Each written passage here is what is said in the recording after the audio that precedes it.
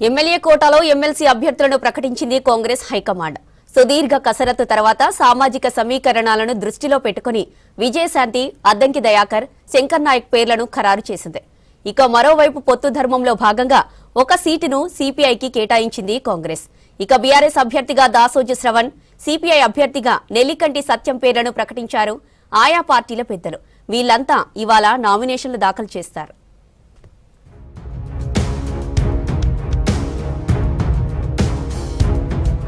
MLA కోటాలో 3 MLC స్థానాలకు అభ్యర్థులను ఫైనల్ చేసింది కాంగ్రెస్ అధిష్టానం. విజయశాంతి, అద్దంకి దయాకర్, శంకర్ నాయక్ పేర్లను ప్రకటించింది.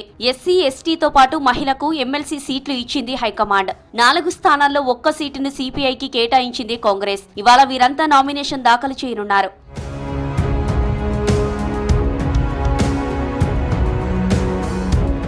ఎమ్మెల్సీ అభ్యర్థుల ఎంపికపై హైకమాండ్ సుదీర్ఘ కసరత్తు చేసింది. ఏఐసీసీ చీఫ్ ఖర్గేతో చర్చించారు కేసీ వేణుగోపాల్. పీసీసీ పంపిన అభ్యర్థులపై చర్చించిన అధిష్టానం అదే సమయంలో సీనియర్లతో ఫోన్లో చర్చించింది. ఖర్గే, కేసీ భేటీలో ఇన్ఛార్జ్ మీనాక్షి నటరాజన్ కూడా పాల్గొన్నారు. పాత నేతలకు ఎమ్మెల్సీ టికెట్ ఇవ్వాలని మీనాక్షి పట్టుబట్టినట్టు సమాచారం. సామాజిక సమీకరణాలను పరిగణలోకి తీసుకుని ఎస్సీ కోటాలో అద్దంకి దయాకర్, ఎస్టీ కోటాలో శంకర్ నాయక్, మహిళా కోటాలో మాజీ ఎంపీ విజయశాంతి పేర్లను ప్రకటించింది కాంగ్రెస్ హైకమాండ్.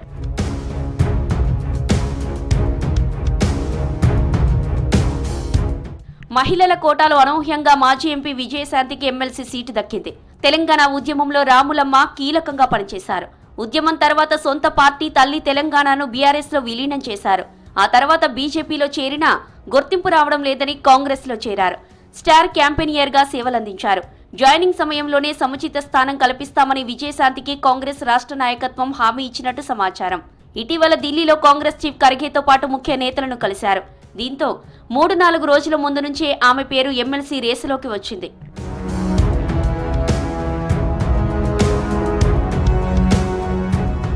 కాంగ్రెస్ అధికార ప్రతినిధిగా పార్టీ వాయిస్ ను బలంగా వినిపిస్తున్నారు అద్దంకి దయాకర్.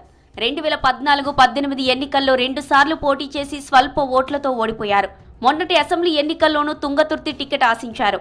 కంటోన్మెంట్ ఉప ఎన్నిక, ఎంపీ ఎలక్షన్ల టైంలో అద్దంకి టికెట్ ఇస్తారని ప్రచారం జరిగింది. టికెట్ రాకున్నా ఆయన పార్టీ అభ్యర్థుల గెలుపు కోసం పనిచేశారు.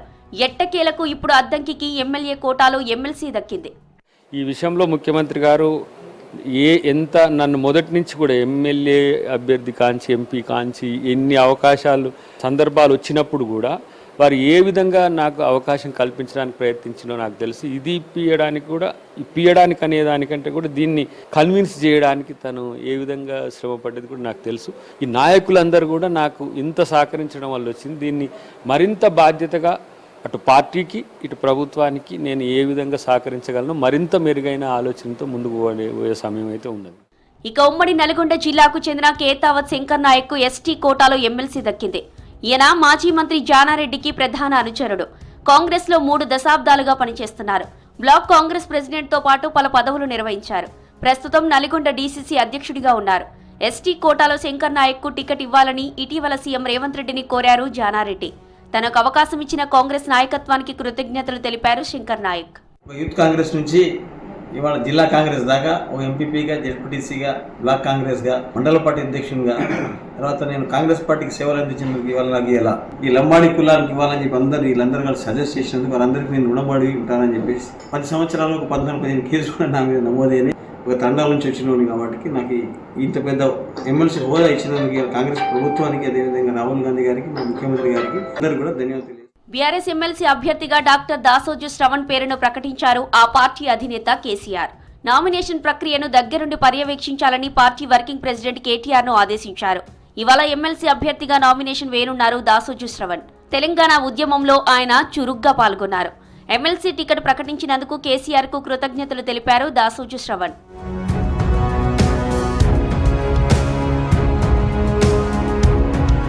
ఎమ్మెల్యే కోట ఎమ్మెల్సీ ఎన్నికల్లో భాగంగా సిపిఐ అభ్యర్థిగా నెల్లికంటి సత్యం పేరు ఖరారైంది.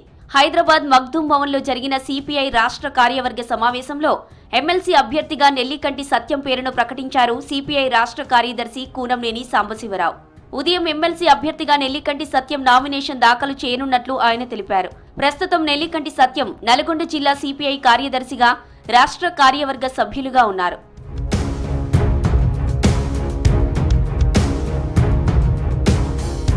మిత్రధర్మంలో భాగంగా ఒక సీటు సిపిఐకి ఇవ్వాలని నిర్ణయించింది కాంగ్రెస్. దీంతో ఎమ్మెల్సీ అభ్యర్థిగా నెల్లికంటి సత్యంను ప్రకటించింది సిపిఐ.